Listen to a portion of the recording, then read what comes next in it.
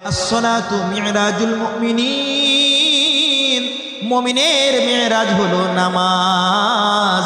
হাদিসে কুদসির ভিতরে আল্লাহর নবী বলেন, আল্লাহ তাআলা জানাইয়া দেন, বান্দা যখন নামাজে দাঁড়াইয়া যখন বিসমিল্লাহ পড়িয়া সূরা ফাতিহা তেলাওয়াত শুরু করে দেয়, ৭০,০০০ পর্দা বান্দার রবের মাঝখান থেকে সরে যায়। আল্লাহ তাআলা ওই বান্দার তেলাওয়াতের প্রত্যেকটা অক্ষরের পর আয়াতের পর আল্লাহ উত্তর দিয়া বলে, আলহামদুলিল্লাহি রাব্বিল আলামিন। বান্দা বলেছে, আল্লাহ এবার বলেন, হামিদানি আবদি।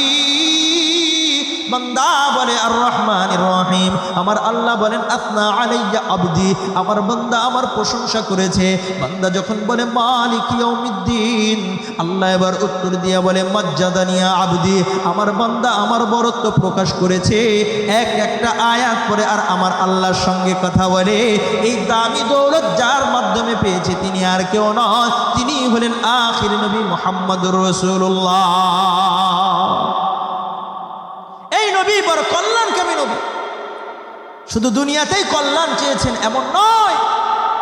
হাদিসের কিতাবে পাওয়া যায়, কিয়ামত কায়েম হয়ে যাবে, জমিন এটা আর মাটির থাকবে না, হয়ে যাবে তামার। প্রত্যেকটা মানুষের 1 মাইল উপরে চলে আসবে সূর্যের যতগুলো মুখ রয়েছে প্রত্যেকটা মুখ দুনিয়াবাসীর দিকে করে দিবে। এমত অবস্থায় সকলে পেরেশান হয়ে যাবে। হায় হায়, শুধু উত্তপ্ত আর উত্তপ্ত বিভীষিকাময় অবস্থায় নবীজি বলেন, ফাইন্দাহু ইয়াশিবুস সাগীর ওয়া তাদাউ কুল্লু যাতি হামলিন হামলাহা। প্রত্যেক ছোট মানুষ বৃদ্ধ হয়ে যাবে। প্রত্যেক অন্তঃসত্ত্বা যে সমস্ত মা আর বোনেরা রয়েছে তাদের গর্ভপাত হয়ে যাবে। আর তুমি দেখবা ওয়া তারান নাস সুকারা, মানুষগুলোকে দেখবা কেমন যেন মাতাল হয়ে রয়েছে, নেশাগ্রস্ত অবস্থায় রয়েছে। আমার রব বলেন, ওয়ামা হুম বিসুকারা, না তারা নেশাগ্রস্ত অবস্থায় নয়, বরং ওয়ালাকিন্না আযাবাল্লাহি শাদীদ, আমার রবের আযাব বড়ই কষ্ট, বড়ই কঠিন, বড়ই সাংঘাতিক। এই আযাবের ভয়ে প্রত্যেক মানুষ শুধুমাত্র মাতালের মতো, নেশাগ্রস্তের মতো শুধু হেলতে থাকবে, দুলতে থাকবে। একে অপরের সঙ্গে এবার বলবে, চলো যাই। পৃথিবীতে না আমাদের নিকটে আল্লাহ পাক অনেক নবী পাঠিয়েছিলেন, তারা আল্লাহর সঙ্গে ভালো সম্পর্ক আছে। চলো যাই ওই নবীগণের নিকটে যায়, দেখি কোনো রাস্তা মুক্তির কোনো ফাইসালা পাই কিনা। সকলে মজমা করে এবার হযরতে আদম আলাইহিস সালামের নিকটে যাবে, যায় বলবে, ইশফা লি যুররিয়াতিকা, আব্বা গো, আমরা তো হলো আপনার সন্তান, আমাদের জন্য আল্লাহর কাছে একটু মুক্তি কামনা করেন। হযরতে আদম বলবে, লাস্তুলাহা, আমার পক্ষে এটা সম্ভব না। আলাইকুম বি ইব্রাহিম, যাও তোমরা নবী ইব্রাহিমের নিকটে যাও। ফা ইন্নাহু খলিলুল্লাহ, কেননা ইনি হলো আল্লাহ তাআলার অন্তরঙ্গ বন্ধু। হযরতে ইব্রাহিমের নিকটে যাওয়া হবে। হযরতে ইব্রাহিম বলবে, লাস্তুলাহা, আমার পক্ষে এটা সম্ভব না। আলাইকুম বি মূসা, ফা ইন্নাহু কালিমুল্লাহ, যাও তোমরা নবী মূসার নিকটে যাও, বনি ইসরাইলের সবচেয়ে বড় নবী। সকলে এবার হযরতে মূসার নিকটে যাইবে। হযরতে মূসা উত্তর দিয়ে বলবে, লাস্তুলাহা, আমার পক্ষে এটা সম্ভব নয়। আলাইকুম বি ঈসা, যাও তোমরা নবী ঈসার নিকটে যাও। হযরতে ঈসাও বলবেন, লাস্তুলাহা, আমার পক্ষেও এটা সম্ভব নয়। আলাইকুম বি মুহাম্মদ, যাও তোমরা আখিরি জামানার নবী মুহাম্মদের নিকটে যাও। সকলে মিলে এবার নবী মুহাম্মদের নিকটে যখন যাইবে, আল্লাহ রাসূল দেখা মাত্রই বলবে, কই ছিলা তোমরা? আমি অপেক্ষায় রয়েছি, আমি ইন্তজারে রয়েছি, তোমরা আসবা, তোমাদের জন্য আমি আছি। আনা লাগা আনা আনা আনা লাগা আনা আনা, আমি আছি। নবী আমার বলেন, ফাআকুমু বাইনা ইয়াদাইল্লাহ, আমি আল্লাহ তাআলার কুদরতি আল্লাহ তাআলার সামনে দাঁড়াইবো। ফা আহমাদু বিমাহামিদা লাস্তুলাহা আল আন লা আকিদুরু আলাইহিল আন, আমি আল্লাহর প্রশংসাপত্র পড়ব, আমি এখন পড়তে পারবো না, আমি ওই সময় আমাকে আল্লাহ ইলহাম করবে। প্রশংসাপত্র পড়ার সঙ্গে সঙ্গে সুম্মা আখিরুল্লাহু সাজিদা, আমি রবের সামনে সিজদা অবনত হয়ে যাইব। আল্লাহ পাক এবার বলবে, কুমিয়া মুহাম্মদ, ও নবী মুহাম্মদ, মাথাটা উঠান। ইসফা ইরফা রাসাকা, মাথাটা উঠান। শাফি তুশাফা কুল ইসমা, যার ব্যাপারে সুপারিশ করবেন সুপারিশ গ্রহণ করা হবে, যা চাইবেন তাই দেওয়া হইবে। আল্লাহ নবী এবার মাথাটা উঠাইয়া হাসানের কথা বলবে না, হুসাইনের কথা বলবে না, ফাতেমার কথা বলবে না, আলীর কথা বলবে না, আম্মা জান খাদিজাতুল কুবরার কথা বলবে না। আল্লাহ নবী এবার বলবে, আল্লাহ উম্মতি উম্মতি উম্মতি, আমার উম্মতের নাজাত চাই, আমার উম্মতের মুক্তি চাই। আল্লাহ পাক এবার বলবেন নবী আমার, ফামান কানা ফি কলবিহি মিসকালা বুররাতিন আও শাঈরা, যাদের অন্তরে গম পরিমাণ ঈমান রয়েছে, যাদের অন্তরে জব পরিমাণ ঈমান রয়েছে, জান জান জান জাহান্নাম থেকে তাদেরকে মুক্ত করে নিয়ে আসেন। আল্লাহর রাসূল যাইবেন জাহান্নাম থেকে ওই উম্মতগুলোকে মুক্ত করে নিয়ে আসবে। দ্বিতীয়বার আবার রবের সামনে আসবে, এসে এবার আল্লাহর আবার প্রশংসাপত্র পড়বে, প্রশংসাপত্র পড়ে সিজদায় লুটিয়ে পড়বে। আমার নবীকে এবার আল্লাহ বলবে, কুম ইয়া মুহাম্মদ, নবী আপনি মাথাটা উঠান, যা বলবেন শোনা হবে, যা চাইবেন দেওয়া হইবে, যার ব্যাপারে সুপারিশ করবেন গ্রহণ করা হইবে। আমার নবী এবার দ্বিতীয়বারও বলবেন, ইয়া রব্বি উম্মতি, ইয়া রব্বি উম্মতি, আমার উম্মতের মুক্তি চাই, আমার উম্মতের নাজাত চাই। আমার আল্লাহ বলবেন, জান জান যাদের অন্তরের ভিতরে একটা সরিষা দানা পরিমাণ ঈমান রয়েছে, জান জান তাদেরকে জাহান্নাম থেকে মুক্ত করে নিয়ে আসেন। আমার নবী আবার তাদেরকেও মুক্ত করবেন। তৃতীয়বার আবার রবের সামনে আসবেন, এসে আবার সিজদায় পড়ে যাবেন। আমার আল্লাহ বলবেন, নবী মুহাম্মদ মাথাটা উঠান, যার ব্যাপারে সুপারিশ করবেন গ্রহণ করা হবে। আল্লাহ তাআলার রাসূল এবার বলবেন, ইয়া রব্বি উম্মতি, ইয়া রব্বি উম্মতি, আমার যে সমস্ত উম্মত বাকি রয়েছে তাদের মুক্তি চাই। আল্লাহ তাআলা এবার বলবেন, যাদের অন্তরের ভিতরে সরিষার দ্বারা চাইতো ন্যূনতম থেকে ন্যূনতম, সামান্য থেকে সামান্য ঈমানের রেশ রয়েছে, তাদেরকেও জাহান্নাম থেকে বের করে নিয়ে আসেন। আমার নবী একে একে 3 কোয়ালিটির উম্মতকে বের করলেন। যাদের অন্তরে জব পরিমাণ গম পরিমাণ ঈমান আছে তাদেরকে বের করেছেন, যাদের অন্তরে সরিষা দানা পরিমাণ ঈমান আছে তাদেরকেও বের করেছেন। তৃতীয় নাম্বার, যাদের অন্তরে সরিষার দানার চাইতো ন্যূনতম থেকে ন্যূনতম সামান্য ঈমান আছে তাদেরকেও বের করেছেন। চতুর্থবার আবার রবের নিকটে এসে বলবে, ইয়া রব আমার কিছু উম্মত এমন রয়েছে যারা শুধু কালেমা পড়েছে, নামাজের কাছেও যায় নাই, রোজার কাছেও যায় নাই, তাদের জন্য আমি তোমার কাছে অনুমতি চাই। আপনি যদি অনুমতি দেন তাহলে আমি তাদেরকেও নাজাতের জন্য ফয়সালা করব, নিয়ে আসব। আল্লাহ পাক এবার কেমন যেন আমার নবীকে বলে, ইয়া হাবিব লাইসা যাকা ইলাইকা, এটা আপনার জন্য নয়, আপনার জন্য নয়, আপনিও রহিম আমিও রহিম, বিল মুমিনিনা রাউফুর রহিম, আল্লাহও রহিম আমার নবীও রহিম। আমার আল্লাহ কেমন যেন নবীকে বলেন, নবী গো আপনি আপনার রহিমিয়াত দেখিয়েছেন, আপনি আপনার দয়ার পাওয়ার 3 বার দেখিয়েছেন, সর্বশেষ আমিও যেহেতু রহিম আমার করুণাটাও তো দেখানো দরকার হাবিব। জান জান জান ওয়ালাকিন্না ইজ্জতি ওয়া জাবারুতি ওয়া কিবরিয়াই, আমার ইজ্জতের শপথ দিয়ে বলতেছি, আমার বরত্বের শপথ দিয়ে বলতেছি, আমি আমার ক্ষমতার শপথ দিয়ে বলতেছি, লা উখরিজান্না মান ক্বালা লা ইলাহা ইল্লাল্লাহ, আমি শপথ দিয়ে বললাম আপনার যে উম্মত লা ইলাহা ইল্লাল্লাহ পড়ছে এরপরে ইবাদত করতে পারে নাই, অবশ্যই অবশ্যই আমি তাদেরকে আপনার তোফাইলে জাহান্নাম থেকে মুক্তি দেব। ইনি হলেন নবী মুহাম্মদ, ইনি হলেন নবী মুহাম্মদ।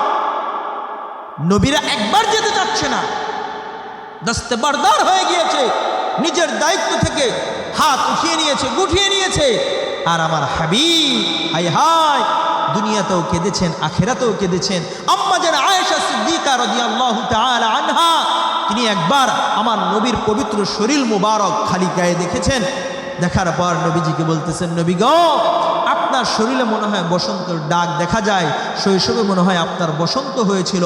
আল্লাহ রসুল সাল্লাল্লাহু আলাইহি ওয়াসাল্লামের চোখ বেয়ে পানি পড়তেছে আর বলতেছে, আয়েশা এটা বসন্তের দাগ নয়, আমার নানাবাড়ি এলাকায় গিয়েছিলাম এক আল্লাহর দ্বীনের দাওয়াত নিয়ে। আমার নানাবাড়ি এলাকা তায়েফের যুবকদেরকে লেলিয়ে দিয়েছিল, মুরব্বীরা নেতা নেত্রীরা লেলিয়ে দিয়েছিল, তারা আমার শরীরের ভিতরে পাথর নিক্ষেপ করেছে। এই আয়েশা জানো আমার এই শরীরের উপরে মশা মাছি বসা আল্লাহ হারাম করে দিয়েছে, কিন্তু তারা সেটা মানে নাই। আমার শরীরের যতগুলো জায়গায় তুমি দাগ দেখতেছো কালা দাগ, এই প্রত্যেকটা জায়গায় ওই তায়েফের যুবকদের পাথরের আঘাত। আম্মা যারা আয়েশা বলে, ইয়া রাসূলুল্লাহ আমি আপনার এতিম জামানার কথা স্মরণ করিয়ে দিয়ে বড়ই ভুল করে ফেলছি, নবী আমার আপনি আমাকে ক্ষমা করুন। আল্লাহ রাসূল বলে, আয়েশা রে তুমি কোনো ভুল করো নাই। নবীজি এবার আম্মা জান আয়েশার জন্য দোয়া করে বলেন, আল্লাহুম্মা গফির লাহা মা কদ্দামাত ওয়া মা আখারাত ওয়া মা আসরাত ওয়া মা আ'লানাত। ওগো আল্লাহ, আমার স্ত্রীর পূর্ব এবং পরের গুনাহ মাফ করে দাও, আমার স্ত্রীর প্রকাশ্য অপ্রকাশ্য গুনাহগুলোকেও মাফ করে দাও। আম্মা জান আয়েশা বড় খুশি হয়েছেন যে নবীকে কষ্ট তো দিই নাই, নবী আমার জন্য এত বড় দোয়া দিল, পূর্ব পর প্রকাশ্য অপ্রকাশ্য সকল গুনাহের জন্য আমার হাবিব আমাকে মাগফিরাতের দোয়া দিল। বড় আনন্দ হয়। আল্লাহর রাসূল আবার কান্না বিজড়িত হয়ে গিয়েছেন, চোখ দিয়ে শুধু পানি পড়তেছে। আম্মা জান আয়েশা বলে, ইয়া রাসূলুল্লাহ, আমি মনে হয় আবার আপনাকে কষ্ট দিয়ে ফেললাম। আল্লাহর নবী বলে, আয়েশা রে, কোনো কষ্ট দাও নাই, তোমাকে আমি একবার দোয়া দিয়েছি, এই কারণে তুমি এত আনন্দিত হয়েছো, এত খুশি হয়েছে রে আয়েশা। অথচ আমি আমার ওই মাদারীপুরের এই সমস্ত উম্মতকে 1450 বছর পূর্বেও 2 দিনেও দোয়া দিয়েছি, রাতেও দোয়া দিয়েছি, আল্লাহর কাছে দোয়া করেছি আর বলেছি, আল্লাহ, আনেওয়ালা আমার উম্মত নবী কেউ দেখে নাই, সাহাবাদের কেউ দেখে নাই, কোরআন নাজিল হওয়ার সময়ও তারা ছিল না গো আল্লাহ, আমি তাদের জন্য তোমার কাছে প্রার্থনা কইরা যায়, আমার উম্মতকে যেন সমূলে ধ্বংস করবা না, আমার উম্মতকে যেন হযরতে ইউসুফের উম্মতের মতো দুর্ভিক্ষ দিও না। আমার আল্লাহ দোয়া কবুল করে দিয়েছেন, এই কারণে বাংলার জমিন নড়ে চড়ে কিন্তু ধ্বংস হয় না। আল্লাহ রাসূল বলে, আয়েশা, আমার উম্মতের জন্য দিনও আমি কেঁদেছি আর আল্লাহর কাছে দোয়া করেছি।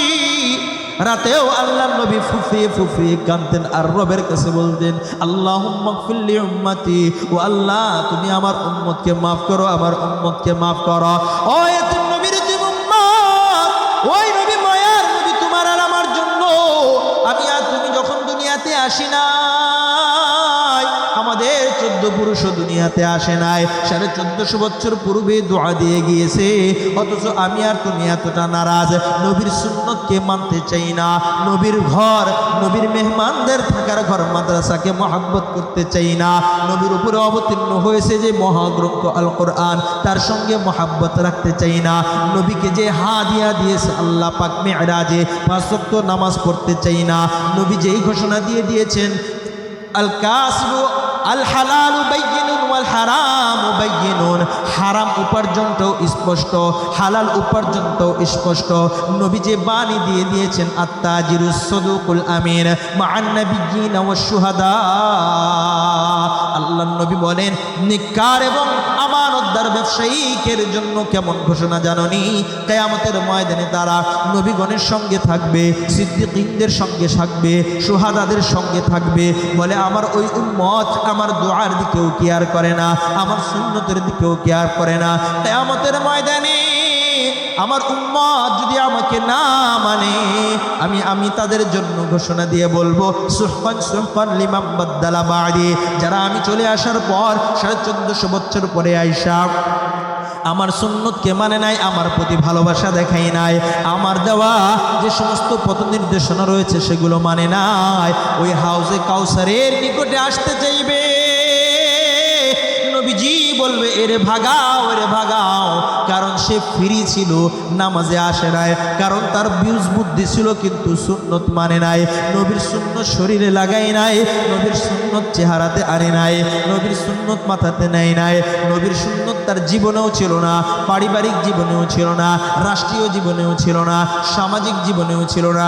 সুতরাং এ আমার উম্মত নয়, এরে ভাগাও ভাগাও, এ আমার উম্মত নয়। কিয়ামতের ময়দানে যখন এই ঘোষণা আমার নবী দিয়ে দিবে, আমার আর আপনার মুসিবতের কোনো শেষ থাকবে না। এজন্য কে কে এমন রয়েছি যে আজকে থেকে চিরপ্রতিজ্ঞাবদ্ধ হব যে নবীজির সবচেয়ে বড় সুন্নত হলো 5 ওয়াক্ত নামাজ। বলেন ঠিক কি ঠিক না? নবীজির সবচেয়ে বড় দামি মুআজিজা হলো কোরআনে হাকিম, যে কোরআনে হাকিমকে মহব্বত করব, 5 ওয়াক্ত নামাজ ছাড়বো না। কে কে আছেন একটু হাত উঠান। আল্লাহ, তোমার বান্দা যারা হাত উঠিয়েছে, আল্লাহ তাদের ওয়াদাকে পূরণ করার তৌফিক দান করো। কোরআন যারা পারে তাদেরকে তেলাওয়াত বেশি করার তৌফিক দান করো, যারা পারে না তারা যেন শিখতে পারে তুমি সে সুযোগ দান করো। বলেন না আমিন। কোরআনের সঙ্গে যারা মহাব্বত করবে, কোরআন ওয়ালাদের সঙ্গে যারা মহাব্বত করবে, কিয়ামতের ময়দানে তারাও জান্নাতে কোরআন ওয়ালাদের সঙ্গেই যাবে। সুবহানাল্লাহ বলবেন না? ছোট্ট একটা কারগুজারি বলে যাই বাপজান, আপনাদের মাদারীপুর শিবচরে একটা ঘটনা বলে যায়, এটা দিয়ে আমি আলোচনা শেষ করে দিব। ছোট্ট বাচ্চা মুআজ এরকম দিনই মাদ্রাসায় পড়তো, আল্লাহর বান্দা। শৈশবে তার বাবা হারিয়ে যায়, তার বাবা দুনিয়া থেকে চলে যায়, সে এতিম হয়ে যায়। মা জননী ছোট্ট মুআজকে নিয়ে সংসার চালায়। শিবচরের ঘটনা। আল্লাহর বান্দি অন্যের বাসায় কাজের বুয়া হয়ে নিজে উপার্জন যা করে ওইটা সন্তানের মাদ্রাসায় ফি দেয়, নিজে চলে সংসার চালায়। আল্লাহর বান্দির সন্তান হাফেজ হয়ে গিয়েছে, শুনানি চলতেছে, বড় মুআদ্দাব, বড় ভালো ছাত্র। হঠাৎ তার শরীরের ভিতরে টাইফয়েড জ্বর চলে আসে, তাকে হসপিটালে ভর্তি করা হয়। আল্লাহর বান্দা চিকিৎসা নিয়ে এবার মাদ্রাসায় আসে, কিছুটা সুস্থ হয়ে যায়, তাকে বলা হয় বাড়িতে যাও। আল্লাহর বান্দা বলে আমি বাড়িতে যাইব না। বলে কেন যাইবা না? বলে বাড়িতে গেলে নামাজ হয় না, বাড়িতে গেলে মোবাইল বেশি চালানো হয়, বাড়িতে গেলে তিলাওয়াত হয় না। আল্লাহর বান্দা কয় মাদ্রাসায় থাকবো, বাড়িতে যাইব না। আল্লাহর বান্দাকে মাদ্রাসায় পাঠিয়ে দিয়েছে তার মা জননী, কারণ এমন সন্তান যেই গর্ভে হয় ওই সন্তানের মাও কোরআনের পাগল হয়।